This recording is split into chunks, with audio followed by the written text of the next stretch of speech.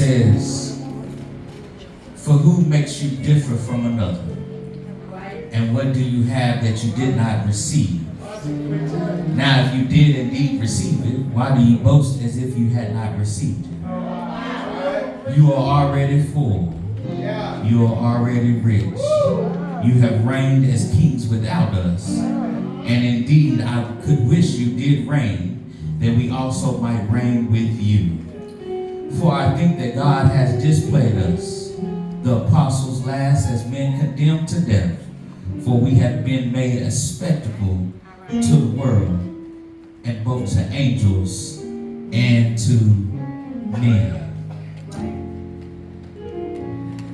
There are some services where you come to celebrate a person.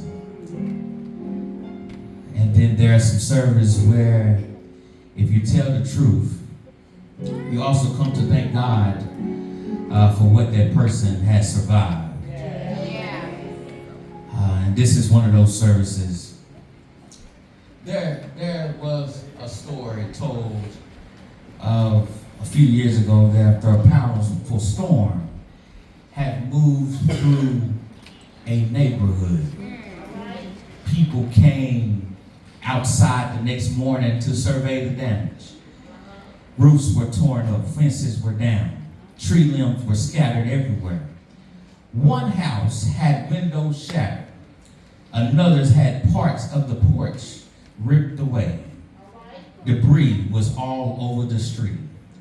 But what caught everybody's attention was one old tree standing in the middle of the block. It wasn't the prettiest tree on the street. It wasn't the newest tree on the street. And it had clearly been through some things. Its branches were bent, its bark was scarred. There were signs all over that the wind had hit hard.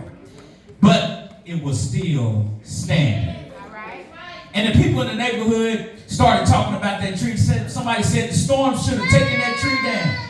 Somebody else said, with all that wind that came through here, I just knew it was gone. Another person said the reason that it's still standing is because its roots were deeper than we realized. And church, that thing preached to me and shouted me, because there are some people in this room who look like that tree. Life has hit you hard. The winds have blew. The storm didn't miss your address, but you got the scars to prove you've been through something. But by the grace of God, you're still standing. You've been bent but not broken. You've been wounded but not wiped out. You've been pressed but not destroyed. And the truth be told, when some people look at your life, they ought to be able to say it should have taken them out. With all things that they have been through, they should not still be here. But somehow, some way, by the keeping power of God, they are still standing. And if I can get about 7 or 8 of y'all that just get with me this evening, that will shout at the fact that I've been through some hell. I've been through some trouble. I've been through some trials, but I'm still standing.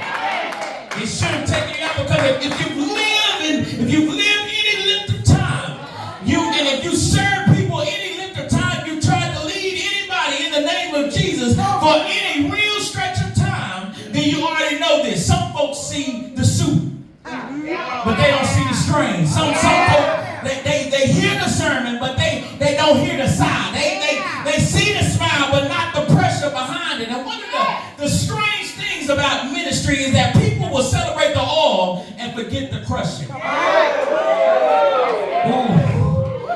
They'll admire the strength and never ask what it costs to stay strong. They'll clap for the public grace and never consider the private warfare. But every now and then, God gives you a chance to pause and look back over your life and say, now wait a minute, with all that I've had to carry, with all that I've had to endure, with all that I've had that came against me, it should have taken me out. But somehow, by the grace of God, I'm still standing. And let me say it this way, some storms don't just blow. They target you. Some burdens don't just show up. They stack. Some attacks don't come one at a time. They come layered. And when I look over the lives of some of the faithful pastors that I know, I think that what amazes me most. Not that they never had trouble. Not that they never got tired. Not that they never had heavy days and hard nights, lonely moments. But it should have taken them out, but they're still standing. And that's what I want to preach to y'all tonight. That's all I want to say to you. It should have taken him out, but he's still standing. See, if you see a tree standing in an open field, you might admire its height, its branches, its beauty, but you don't really understand that tree until you consider what it had to stand through. And there's some people in this room who are like that tree. They've been through enough to be bitter. They've been through enough to quit, through enough to break, through enough to shut down, through enough to say, I've had enough, but they're still standing. And I believe that's the word this evening, not because they were never troubled, not because they were never perplexed, not because they never got knocked down, but because God would not let what hit finish them. So just for a little while, I want to take a moment. If y'all want to take a trip with us, if that's okay, and you better have, we go on vacation every Sunday. If y'all want to go on vacation with us, just for a little while, that's our promise. The first thing that I want to share with you is that the pressure was real. The 8th verse says, we are troubled on every side. Of 2 Corinthians, it says, Paul doesn't start with denial. He starts with honesty. He says, we are troubled. Not we might be, not we once were, not we are. And I appreciate that because sometimes church people can get so committed to sounding victorious that they stop sounding truthful. All right. So true. Let me add this scripture here real quick, because I want to make sure y'all get this. 2 Corinthians, the 4th chapter. It says, we are hard pressed on every side, yet not crushed. We are perplexed, but not in despair. We are persecuted, but not forsaken. We are struck down, but not destroyed. Right. Watch this.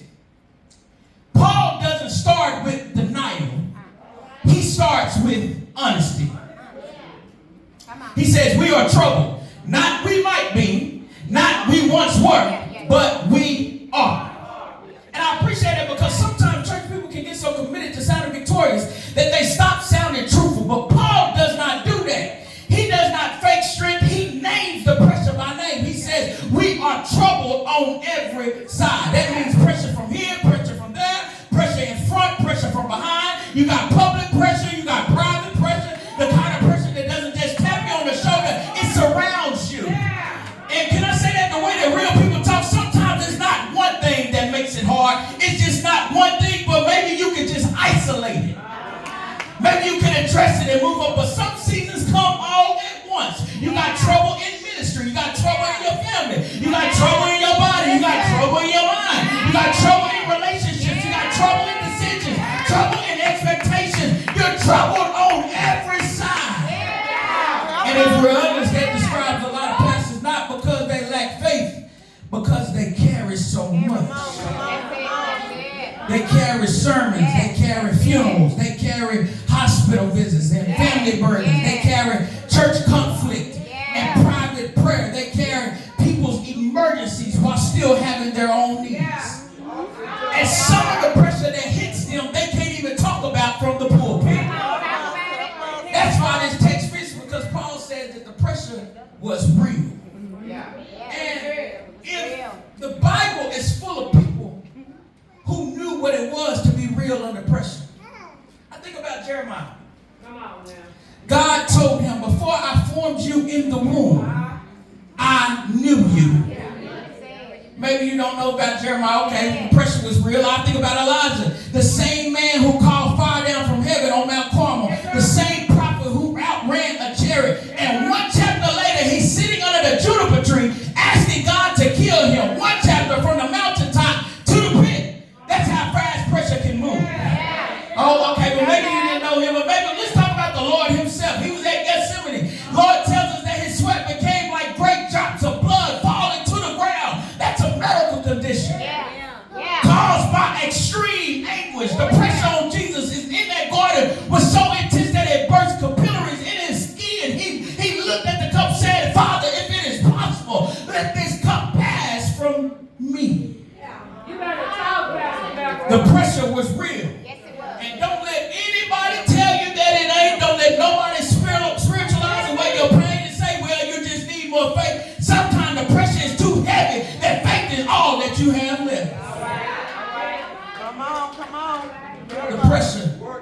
was real. But thank God that he doesn't stop there, because if the first truth is that the pressure was real, then the second truth is what really got me. The pressure hit, but it did not have the final word. Yes, sir. When I look at that 8th verse, at the second part of that, it says, yet not distressed. We are perplexed, but not in despair. Persecuted, but not forsaken. Cast down, but not destroyed. This is where the text started turning, because Paul gives us 4 tensions here. He says, I'm troubled, but I'm yet not distressed. He says, I'm perplexed. He says, but I'm not in despair. He says, I'm persecuted, but not forsaken. Cast down, but not destroyed. Now, hand pressed on every side, yet not crushed. Now I need you to feel this, because this is not a man who avoided trouble. This is a man who got hit. But every single time, there's a yet or a but. If you've been in any kind of English class, the word but changes what happens from before.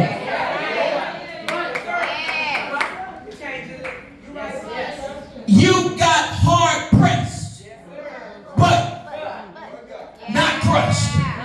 I don't know who I'm talking to, but there was a real season in your life where the pressure came from every direction, not just one area, every area. Your health, your finances, your family, your ministry, your reputation, and your peace, and all at once, and all you should have been, and all you should have been crushed, but after natural law, you should have folded, but not crushed.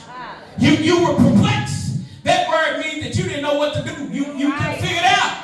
You counseled with people and they gave you bad advice. You prayed and heaven seemed silent. You read the Bible and the verses fell flat. You were confused, disoriented, and turned around. But not in despair. And I want to pause there, because this is where I get excited at. The word Paul uses for not in despair is exopermorita. It means not utterly without resource. It means even when you couldn't see a way, there was a way. Oh, y'all don't know where to shout. Even when your mind said it was over, something deeper said it's not over yet. You ever been there? You ever been to that spot where your head said one thing, but something in your spirit said another? Where every external sign said that this is finished, but down on the inside, somewhere below the logic, below the fear, a voice kept saying, hold on, this is not how your story ends. That's what Paul is describing. I promise you I'm going to get out your way. I see the do not disturb sign on your faces in this hot here, and I'm trying to get out your way. I promise you. Thank you. Watch this. He says persecuted, but not forsaken. Struck down, but not destroyed. Watch this. He names the hit. He doesn't pretend it didn't happen, but he refuses to let it define the outcome. And that's what I want to say to somebody today. The pressure may have hit you. I'm not going to stand there and pretend it didn't. You lost things. You lost people. You lost time. You lost sleep. You lost confidence. You lost ground. But you did not lose the fight. Oh, some of you know exactly what that means. There were seasons that confused you, but you didn't break your faith. There was nights that exhausted you, but didn't erase your calling. There was attacks that knocked you down, but they could not break your ending. That's Paul's point. The enemy had access to the pressure, but he did not have access to the outcome. And I promise you, I'm almost done. Because if the pressure was real, and the pressure didn't have the final word, then there must be something, or rather someone, keeping the servant from collapsing. Ooh, this one here made me shout. Because I'm going to go back to the 7th verse of 2 Corinthians as well. It says, but we have this treasure in earthen vessels, that the excellency of the power may be of God and not of us. Now I know our text focus is on verses 8 and 9. But you cannot really preach verse 8 and 9 without looking at verse 7. Because verse 7 explains how somebody can be hit that hard and still remains standing. Paul says we have this treasure in earthen vessels. That means that the vessel is fragile. Earthen vessels were clay jars. They were common, but they were breakable. Not impressive in themselves. Paul says that's us. We are weak in ourselves. We're human in ourselves. We are limited in ourselves. We are vulnerable in ourselves. And yet, he also says there is treasure in the vessel. That's the key. Because the reason the vessel did not collapse was not because the vessel was so strong. It was because of what God put in it.